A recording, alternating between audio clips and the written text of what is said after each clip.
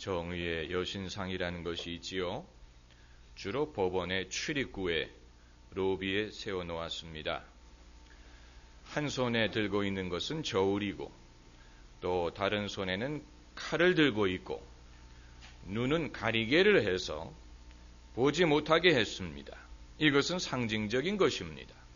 눈으로 판단하지 말고 오직 저울로만 판단하라는 뜻입니다. 그 저울이 상징하는 것이 바로 법입니다. 왜냐하면 눈으로 보게 되면 편견이 개입할 수 있다는 얘기입니다. 음대에서 실기시험을 볼 때도 커튼을 쳐놓고 누가 연주하는지를 알지 못하게 하고 오직 그 연주만을 듣고 채점하게 하지 않습니까? 왜냐하면 누가 하는지를 알게 되면 편견이 개입할 수 있기 때문에 눈으로 보지 말고 귀로만 듣고 채점을 하라는 것입니다. 사람이 이처럼 공정하기가 힘듭니다. 그런데 오늘 본문에 이삭이 그 아들 야곱을 축복할 때에도 눈이 어두워서 보지 못했다라고 했습니다. 눈이 어두웠습니다. 자기 앞에 복을 받겠다고 서 있는 청년이 누구인지 눈으로 확인할 수 없었습니다. 누구냐고 물어봤더니 저는 에서입니다 라고 대답을 하고, 그리고 팔을 만져봤더니 에서처럼 털이 많이 있어서 에서인 줄로 알고 축복을 했는데 실제로는 야곱이었다는 얘기입니다. 그러니까 이삭은 속은 것입니다. 사기를 당한 것입니다. 그런데 중요한 것은 속았기 때문에 오히려 더 자기 아들을 올바로 판단을 할 수 있었다는 이야기입니다. 이것을 오늘 여러분에게 말씀드리고자 하는 것입니다. 눈으로 볼 수 없었기 때문에 오히려 자기의 둘째 아들 야곱이 얼마나 귀한 자식이고 얼마나 훌륭한 사람인지를 깨달을 수 있었다는 것입니다. 눈으로 볼 수 없었기 때문에 영으로 판단을 할 수밖에 없었고, 영으로 판단을 해보니까 평소에 생각했던 것보다도 야곱이 더 훌륭하고 귀한 자식이더라는 것입니다. 지금까지는 이삭이 자기의 둘째 아들 야곱을 못마땅하게 생각했습니다. 못마땅하게까지 생각했는지는 알 수 없지만 아무튼 그 형 에서를 더 편애했습니다. 에서를 좋아했습니다. 왜 야곱을 좋아하지 않았는지 성경이 설명하고 있지 않지만 사람마다 취향이 있지요. 자기 마음에 드는 사람이 있습니다. 그래서 자식 가운데도 더 자기의 마음에 드는 자식이 있습니다마는 이삭에게는 이것이 심했습니다. 그래서 에서를 축복하려고 하고 그에게 부탁하기를 내가 사냥을 해서 그 고기를 맛있게 요리해서 갖다 주면 내가 그것을 먹고 너를 마음껏 축복하리라. 이렇게 해서 그를 보냈는데 옛말에 낱말은 새가 듣고 반말은 쥐가 듣는다고 이 가정에서는 아내가 엿들었습니다. 아내가 이 부자간의 대화를 엿듣고 그 둘째 아들 야곱에게 이제 공작을 꾸밉니다. 내가 형의 옷을 입고 또 팔에다가 양털을 감고 들어가서 그 복을 받아라. 이렇게 해서 이제 어머니가 만들어준 요리를 들고 이삭 앞에 들어간 것입니다. 그런데 이삭의 특별한 면은 우리가 이것을 알아야 오늘 본문을 이해할 수 있습니다. 아버지 이삭의 특별한 면은 첫째는 그에게는 축복권이 있었다는 사실입니다. 축복권이라는 것은 무엇이냐? 이것은 하나님이 주시는 권세인데 그가 축복하는 사람이 복을 받을 수 있는 권세입니다. 여러분, 하나님께서는 이러한 권세를 우리에게 주실 때가 있습니다. 그래서 목회자가 예배 끝날 때 축도하는 것도 축도 없이 끝나면 밋밋하기 때문에 하는 것이 아니고 예수님이 제자들에게 손을 들고 축복하셨다는 데에서 착안을 해서 성도들에게 복을 비는 것입니다. 마찬가지로 이삭에게도 축복권이 있었는데 이 축복권은 아무 때나 임의로 역사하는 것은 아니지만 하나님이 허락하시는 때에 허락하시는 사람에게 복을 빌면 그 하나님의 복이 그 사람에게 임하는 이러한 영적인 권세가 있었고, 그리고 두 번째로 이삭에게는 예언하는 능력이 있었습니다. 성경적인 축복은 여러분, 축복을 하는 동안에 그 사람에 대한 예언이 따라옵니다. 그래서 장차 너의 인생이 이렇게 될 것이다, 하나님이 장차 너에게 이런 복을 주실 것이다 하면서 축복과 함께 예언을 하게 돼 있고, 그리고 세 번째는 이삭이 속은 상태에서 복을 비르는데 그럼에도 그 복이 유효하더라는 것입니다. 야곱이 에서인 줄 알고 축복을 했는데 진짜로 야곱이 그 복을 받았다는 것입니다. 이것은 참 신기한 일이지요. 어떻게 이렇게 될 수 있었느냐? 그 이유는 그것이 하나님의 뜻이었기 때문입니다. 하나님의 뜻은 야곱이 장자가 되는 것입니다. 야곱이 아버지의 뒤를 이어서 영적인 사역을 계승하는 것입니다. 이것이 하나님의 뜻이었습니다. 그러나 아버지 이삭은 그 사실을 알지 못하고 육신의 질서에만 매여 있었어요. 육신의 질서와 영적인 질서는 다릅니다. 때로는 영적인 질서가 육신의 질서와 반대됩니다. 그렇기 때문에 먼저 된 자가 나중되고, 나중된 자가 먼저 되고, 낮아지는 자가 높아지고, 죽는 자가 살고, 약한 자가 강하고, 이것이 바로 영적인 질서가 육신의 질서를 그 위에서 역사하는 것입니다. 그런데 이삭은 그 사실을 몰랐습니다. 왜냐하면 육으로만 판단을 하려고 했기 때문에 자기의 아들들을 육적인 차원에서만 판단을 했습니다. 그러다 보니까 에서는 마음에 들고 야곱은 마음에 차지를 않았습니다. 그가 눈이 멀어서 눈을 보지 못하고 속은 상태에 있을 때 오히려 올바른 영적인 판단을 할 수 있었다는 것입니다. 제가 오늘 여러분에게 이 말씀을 드리는 이유는 우리도 이삭처럼 우리의 자식을 모를 때가 많기 때문입니다.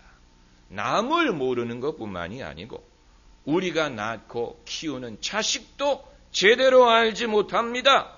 자식이 많든 하나든 마찬가지입니다.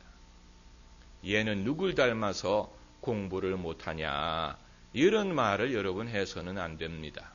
그런 말씀을 하시는 분은 그러면 누구를 닮아서 공부를 잘했습니까? 이건 반드시 누구를 닮는다고 생각해서는 안 됩니다. 영화 배우나 이런 분들의 그 부모님을 유심히 보면 부모님들은 아주 평범하게 생겼어요. 그런데 그 자식이 그렇게 잘생겼습니다. 그건 누구를 닮은 것입니까? 만약에 우리의 자녀가 우리를 닮는 것으로 끝나버린다면 인류에게는 미래가 없습니다. 부모보다도 더 좋은 작품이 나와야 미래가 있는 것이지, 그 아버지의 그 아들이다, 그 엄마의 그 딸이다, 그렇다면 우리에게 미래가 없는 것입니다. 예수님의 제자들이 그 부모가 뛰어나서 훌륭한 사도가 됐습니까? 아니에요. 그것이 아닙니다. 그렇기 때문에 우리는 이런 식으로 내가 공부를 잘했기 때문에 너도 잘해야 되고, 내가 뭘 했기 때문에 너도 이 직업을 가져야 되고, 이런 식으로만 생각하는 것은 뭔가 하나님이 창의적으로 우리 가정에 하실 수 있는 일을 제한할 수도 있습니다. 여러분, 우리는 자녀에게 어떤 귀한 면이 있는 줄 잘 모르고, 하나님이 어떤 계획을 갖고 계시는지도 잘 모르고, 어떤 은사를 주셨는지도 잘 모르고, 자녀가 어떻게 되는 것이 정말로 잘 되는 것인지도 모릅니다. 그런 가운데에서 강요를 하고 또 무엇을 시키고 그럽니다. 나처럼 되어야 잘 되는 것이다 라고만 생각을 합니다. 여러분, 그것은 실수예요. 실수. 그것은 부모의 편견입니다. 부모의 편견으로 자식을 봅니다. 그렇기 때문에 마음에 드는 것이든 마음에 안 드는 것이든 그것이 틀릴 때가 많습니다. 호로비츠를 위하여라는 영화를 보면은 노처녀 피아니스트가 연주가로서의 꿈을 키우다가 여의치 않으니까 동네에 피아노 학원을 세웁니다. 이제 엄마들이 자기 자식들을 데리고 와서 선생님에게 우리 아이는요 절대 음감이 있어요. 뭐 이런 식으로 말하지를 않나. 우리 애는요 한 번 음악을 들으면 결코 안 잊어버려요. 뭐 이런 식으로 말합니다. 그래서 선생님이 한번 피아노를 쳐봐라. 그래서 어느 아이가 전혀 형편없이 엘리제를 위하여를 치니까요. 그 뒤에서 엄마는 이러면서 듣고 있습니다. 그러니까 그걸 보고 선생님은 어이가 없는 거예요. 도대체 어이가 없는 이걸 절대 음감이라고 그랬느냐. 그러나 그걸 솔직하게 말하면 나갈 테니까 아이고 잘하네요. 그러면서 속은 속상해 죽겠어요. 그런데 정말로 피아노에 은사가 있는 아이는 부모가 없는 또 부모가 음악을 시키려고 하지도 않는 그런 아이였다. 이제 이런 내용의 영화입니다. 여러분, 우리가 우리의 자녀를 보는 눈이 정확하지가 않습니다. 자녀뿐만이 아니에요. 배우자든 뭐 누구든 마찬가지입니다. 오래전 제가 캐나다에서 신문에 어느 만화에 아주 재미있는 만화가 실려 있었어요. 집에 찾아온 손님이 남자아이에게 묻습니다. 야, 저 밖에 있는 저 예쁜 소녀가 누구냐? 그랬더니 밖에 예쁜 소녀 없는데요. 그건 예쁜 소녀가 아니고 우리 누나예요. 이렇게 말하는 것입니다. 여러분 별로 재미가 없으신 모양인데 자기 누나라고 생각하는 한은 예쁘게 보이지를 않는 것입니다. 우리 누나지, 나에게 잔소리하고 그런 누나지, 예쁜 소녀라고 생각을 해본 적이 없는 것입니다. 그러나 제3자가 보기에는 예쁜 소녀가 있단 말이죠. 여러분, 배우자에 대해서도 마찬가지입니다. 남편이 자기 아내가 자기 아내라고 생각하는 한은 아름다운 줄 몰라요. 그래서 이런 재미있는 얘기가 있지 않습니까? 결혼하기 전에는 남자들이 여자를 쫓아다니면서 너만 예뻐 이러다가 결혼하고 나면 너 빼고 다 예뻐 이렇게 말한다는 것입니다. 이것이 인간의 비극이에요. 결혼한 다음에도 너만 예뻐라고 생각할 수 있는 남자는 정말로 행복한 사람인데 그러니까 내 아내지 아름다운 여성이라고 생각하지 않고 내 자식이지 하나님의 선물이라고 생각하지 않는 것입니다. 내 직원이지 하나님이 쓰시는 사람이라고 생각하지를 못하는 것입니다. 이것이 바로 우리의 편견입니다. 우리가 육신적으로 판단하는 것입니다. 그런데 더 중요한 것은 하나님이 가족을 위해서 갖고 계신 계획이라든가 하나님이 주신 장점이라든가 은사라든가 이런 것을 보지 못하고 육신으로만 판단을 하는 것입니다. 그러다 보니까 이삭처럼 눈이 어두워져서 자기 눈으로 야곱을 보지 못하고 자기 손으로 그를 더듬어서 분별하지 못하고 오직 하나님의 영으로만 판단을 하게 되었더니 그제서야 야곱을 향한 하나님의 뜻을 파악하게 되고 자기 아들이 얼마나 귀중한 존재인지를 알 수 있게 되었습니다. 그래서 이삭의 입에서 나온 첫 마디가 무엇입니까? 내 아들의 향취는 여호와의 복 주신 밭의 향취로다. 젊은 남자에게서 무슨 향기가 나겠습니까? 냄새가 난다면 땀 냄새가 나겠지요. 그러나 여러분, 그것은 육신으로 냄새를 맡는 것이고 영적으로 냄새를 맡았더니 향기가 나더라네. 향기가 자기 자식에게서 향기가 나.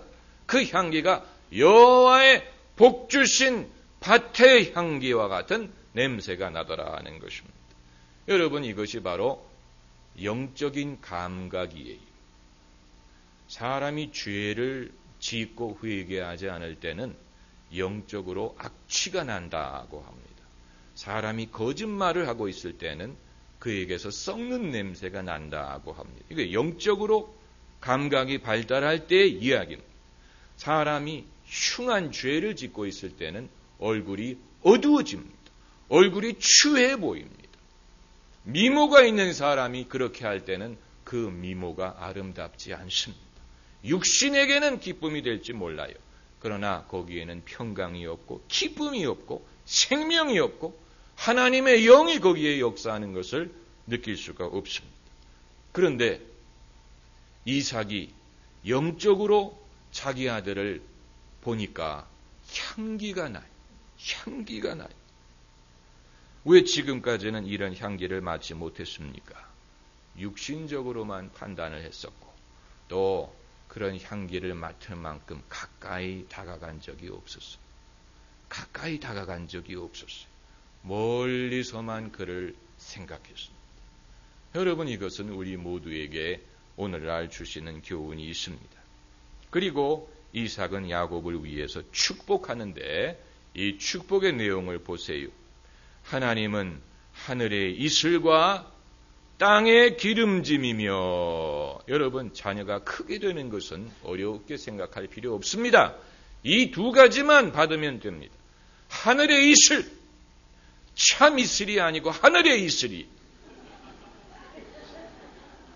참 이슬이 뭔지 저는 몰라요. 아무튼 하늘의 이슬, 이건 신령한 은혜를 말합니다. 하나님이 신령한 은혜를 주셔야 돼요. 그것뿐만이 아니고 땅의 기름짐, 그것은 이 땅에서의 풍성함을 말합니다.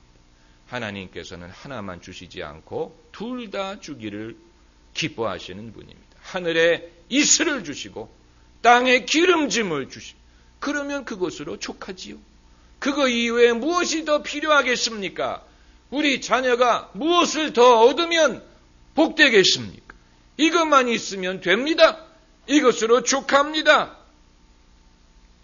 여러분, 부모가 자식을 축복하는 것이 중요합니다. 성경은 그것을 가르칩니다. 자녀를 축복하는 것. 하나님도 복을 주시는 분이고 목사도 복을 비는 사람이고 부모도 자녀를 위해서 복을 빌어야 됩니다. 그러므로 자녀에게 야단을 칠 때라도 야, 이 망할 놈아, 이런 말 하지 마세요. 그러다 망하면 어떡합니까? 이 복받을 놈아, 이렇게 욕을 하시고, 딸에 대해서 하는 욕은 말하지 않겠습니다. 복받을 자식아, 너 왜 그러느냐? 너 왜 하나님을 경외하지 않고 하나님의 말씀을 경홀히 여기느냐? 하나님이 너에게 복을 주셔야 되지 않겠느냐?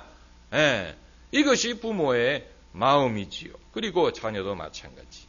자녀도 부모님의 축복을 사모해야 됩니다. 부모를 무시한다든가, 부모님이 뭐를 아시느냐? 부모님은 너무 시대에 뒤졌다. 내가 부모님보다 더 많이 알고 부모님은 이제 시대에 뒤졌다. 이런 식으로 생각하는 것은 부모님을 공경하는 것이 아닙니다. 십계명에 내 부모를 공경하라 그랬지요. 왜냐하면 부모님이 낳아주시고 키워주시는 것뿐만이 아니고 부모님이 우리에게 축복하시는 분이기 때문에 그렇습니다. 우리가 지난주에 이어서 성경의 가정을 보고 있는데 한 가지 현저하게 드러나는 것은 완벽한 가정이 없고 완벽한 남편, 아내, 자식 없습니다. 완벽한 부모 없습니다. 그런데 한 가지 특징은 하나님의 복을 받았다는 사실입니다. 이삭의 집이 하나님의 복을 받았어요. 이것이 그들의 가정을 특별하게 만드는 것이고 우리의 가정을 특별하게 만들 수 있는 것입니다. 할렐루야. 기도하십시다.